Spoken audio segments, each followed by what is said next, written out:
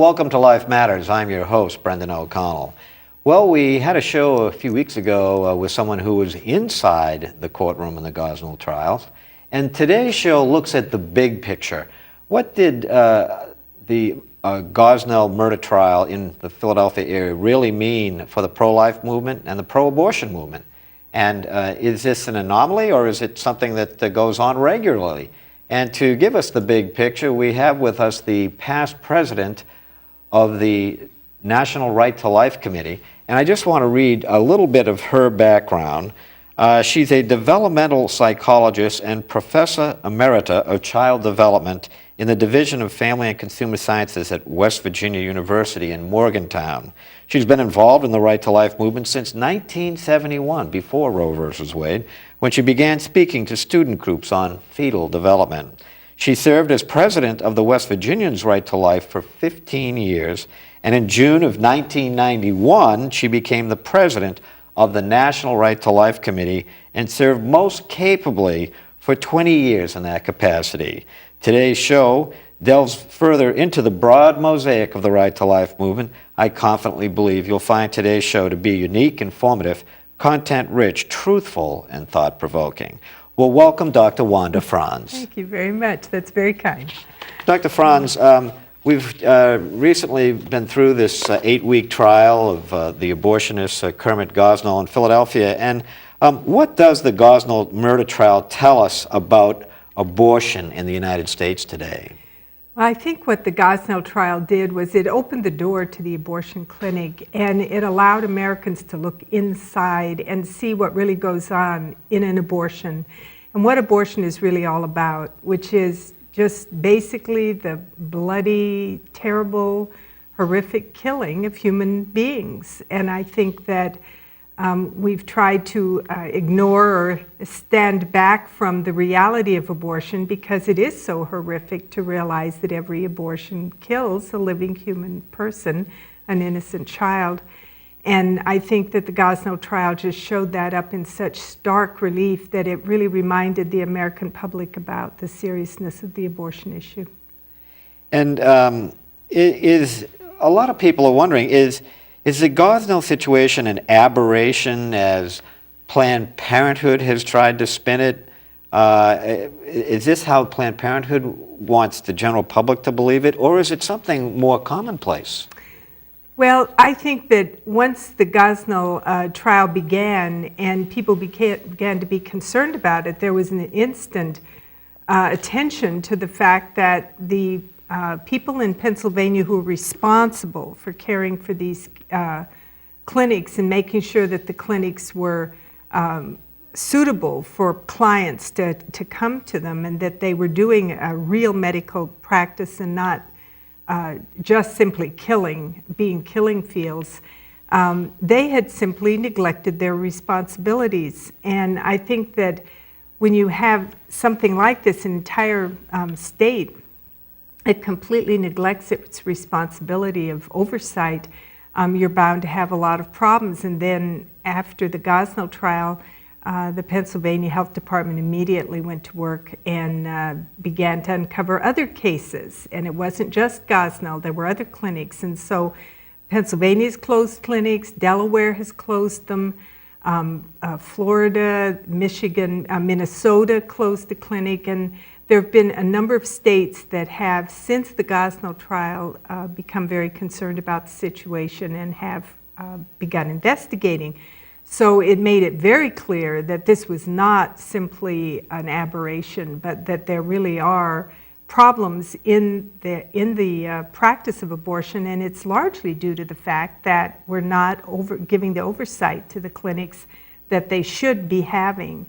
Now, I think there are a lot of reasons for that, a lot of reasons for why we don't have the oversight. And why is it? Give us some of those reasons. Well, I think one of them very clearly, there's a desire to make abortion look good. And everybody has wanted so much to have abortion be, the thing that women should be seeking, that this is what women should want, and that this is for women. And as soon as you have a situation where you can see that women are not benefiting, where women are being damaged by abortion, of course in the Gosnell situation. These women were just being brutalized. They were being aborted in very painful circumstances. They weren't bothering to care for them properly. They were bleeding excessively. They were simply treated very badly in the clinic. And this kind of brutalization of the women, I think that there's a tendency for that to happen in a situation where you've already lost a sense of the dignity of human life. And you lose that sense when you're killing babies, and the dignity and the specialness of human life is gone from your thinking. Then when a client comes in, she is treated with the same type of lack of respect for human life that the baby was. And so I think that you have these very severe problems develop. And I think that the same attitude exists in the administration. They are so pushing for abortion. They were so pro-abortion in their orientation. Are you talking about the current Obama administration? Well, no, in the administration of the clinics. Oh, of the clinics. And so that in Pennsylvania, in this case, but in so many states, there's not the kind of oversight being provided because people simply feel that, you know, they've lost that respect. Once you begin to kill babies, you can easily see that, well, you know, why should I go out of my way? You know, you've lost your sense of caring for people and serving them, which I think is what happens in the case of abortion. And then I think that we're just, we have an attitude in the pro-abortion movement that abortion is there for those people. You know, Gosnell's clinic was situated in a place where he dealt with minorities, very often with minorities of race and culture and ethnicity. And so these people are considered to be marginalized anyway. And so the abortion, I believe, is meant for these people. I think that the pro-abortion movement has always felt that they had to have abortion legalized in order to make sure that people like this didn't continue to have children. So are you saying then that the pro-abortion movement, it's a eugenicist type thing to get rid of people that aren't superior, let's say, or who are perceived as superior? Well, I think that it's certainly, there's certainly that root. And all you have to do is look at Planned Parenthood. Margaret Sanger was a eugenicist. That was her primary role, was to control fertility.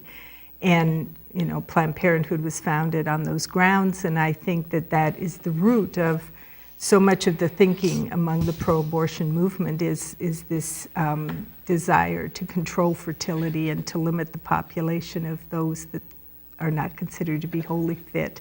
And so I think that it was so clear that they knew that Gosnell had been doing, you know, had been negligent. Everyone knew it because his own clientele knew it.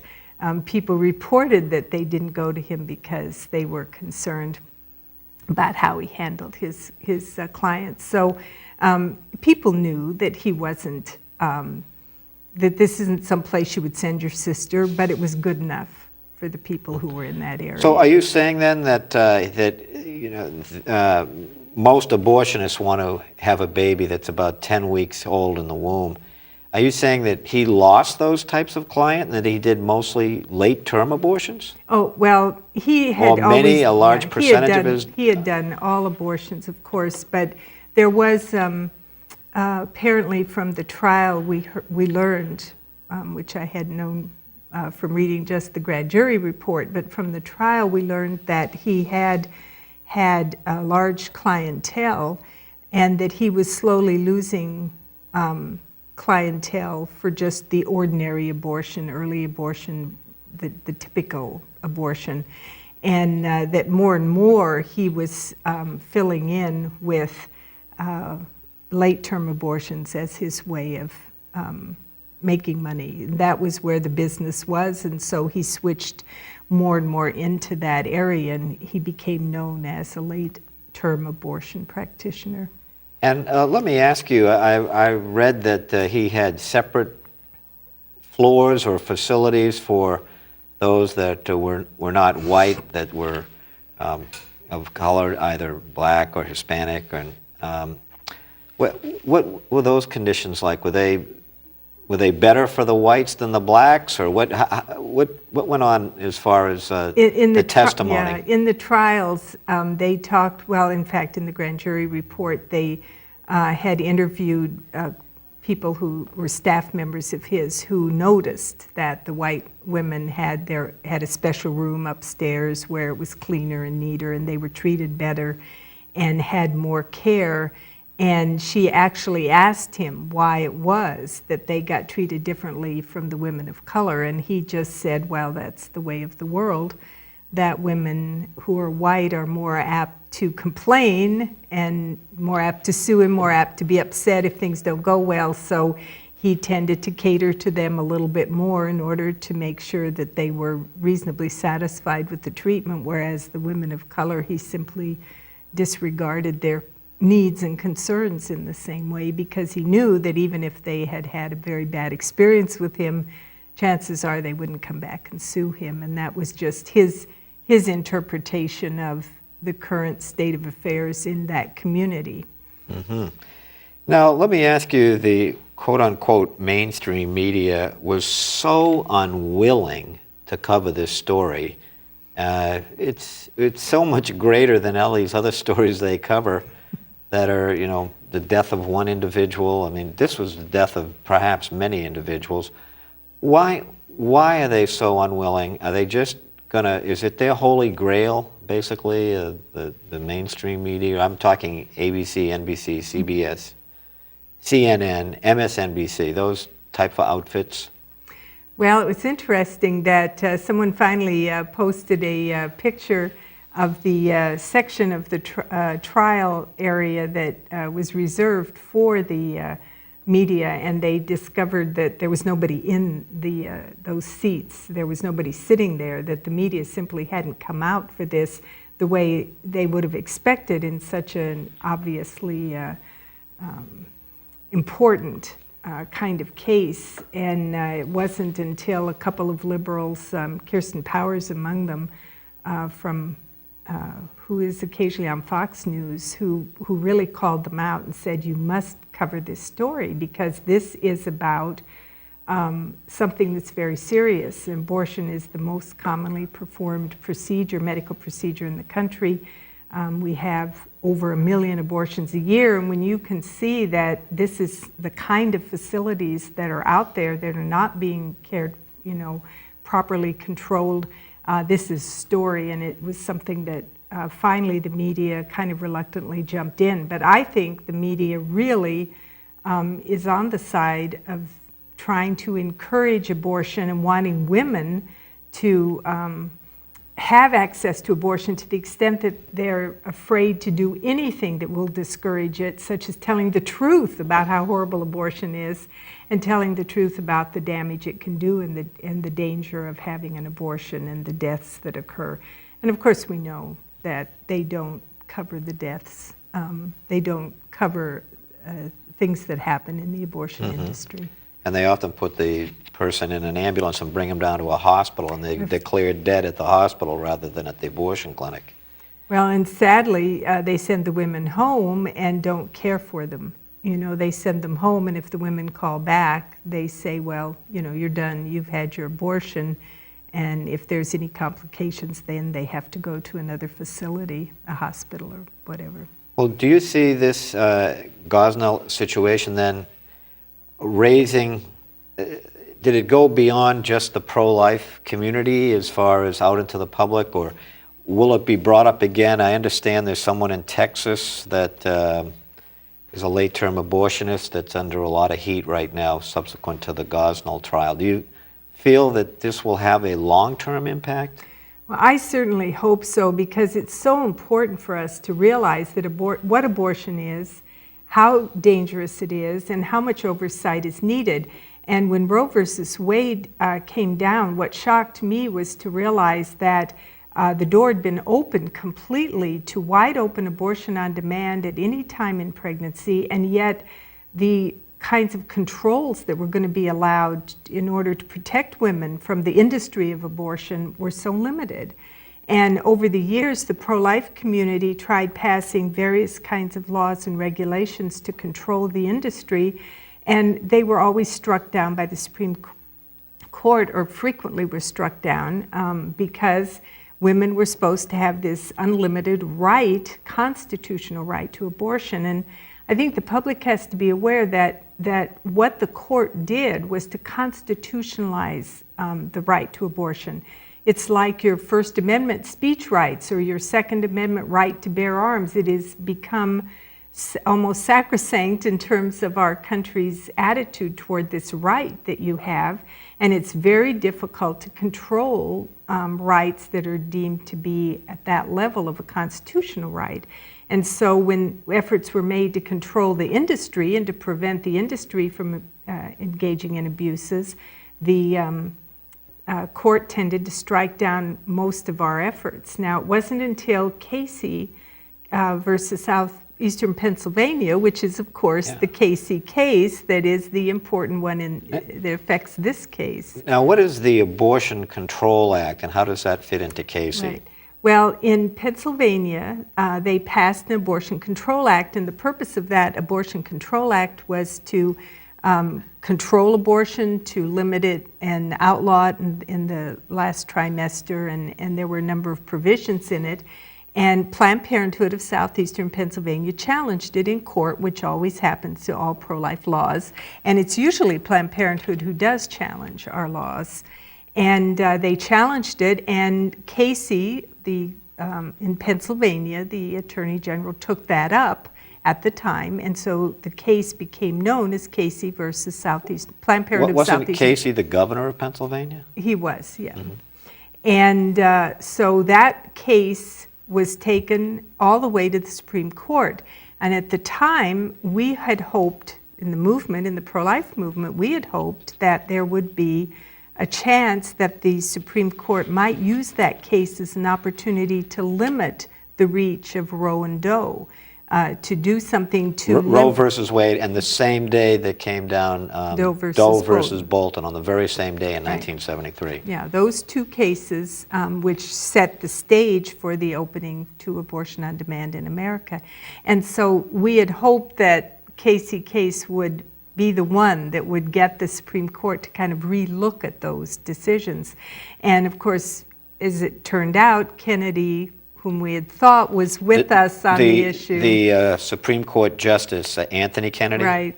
Mm-hmm. On the Supreme Court, we thought we had 5 justices that would have supported our position that there should be some change in Roe and Doe.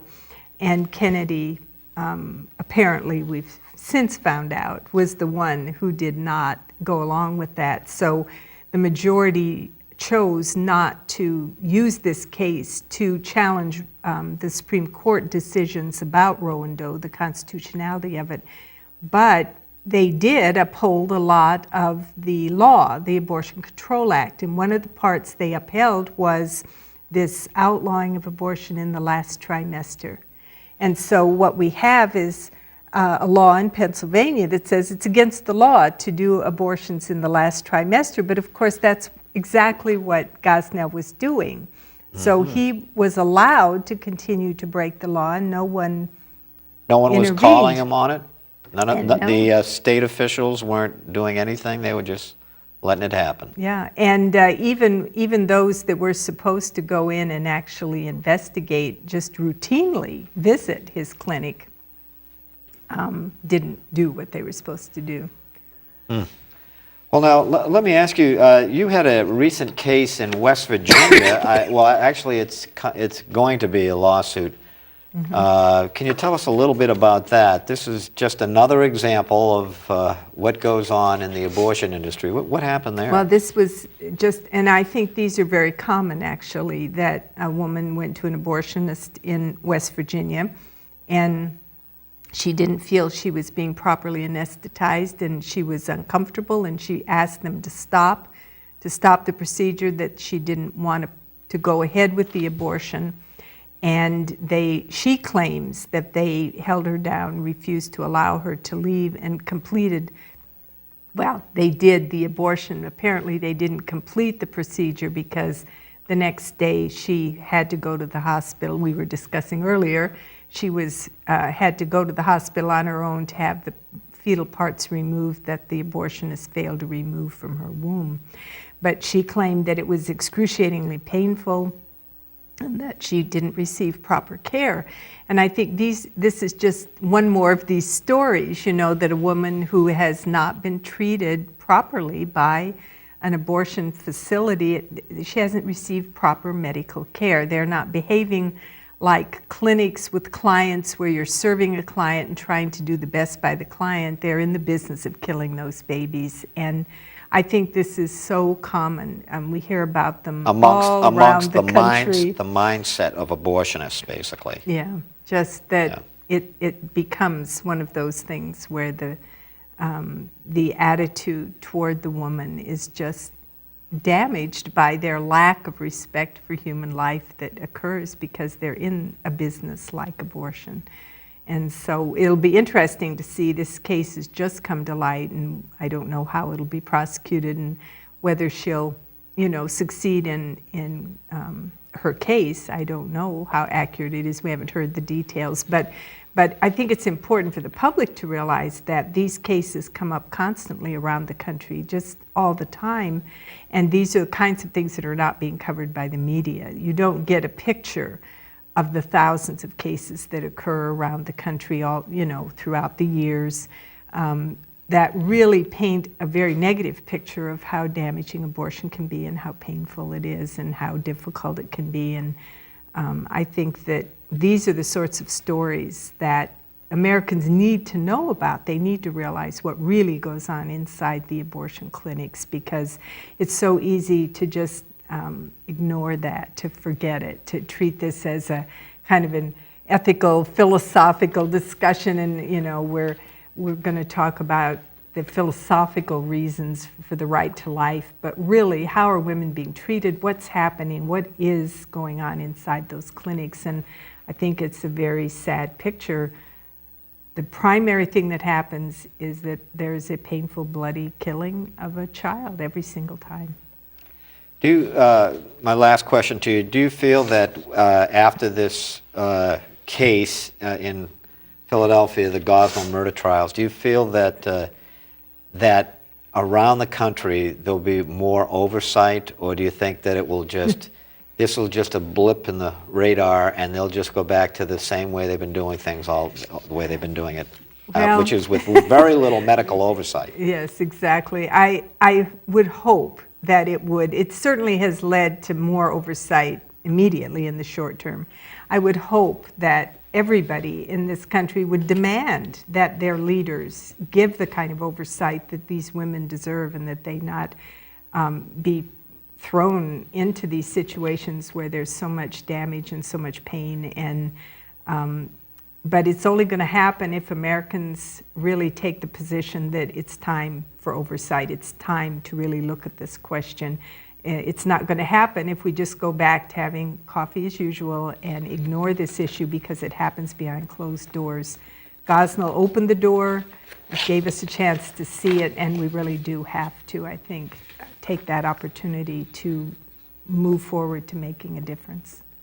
Well, Dr. Franz, thank you so much for sharing your thoughts and coming all the way from Morgantown, West Virginia, just to be on Life Matters TV. Well, not quite. She's here to see her new granddaughter or grandson? Granddaughter. Well, in closing, we hope you learned a lot today about the repercussions of abortionist Kermit Gosnell's murder trial. And moreover, we hope you inform others of our show, Life Matters. We're confident that if people know the truth, they'll ultimately change their hearts and minds to pure love and kindness for the preborn, the sick, the disabled, and incapacitated, the elderly, and all humanity. Thanks for watching. I'm Brendan O'Connell, your friend for life.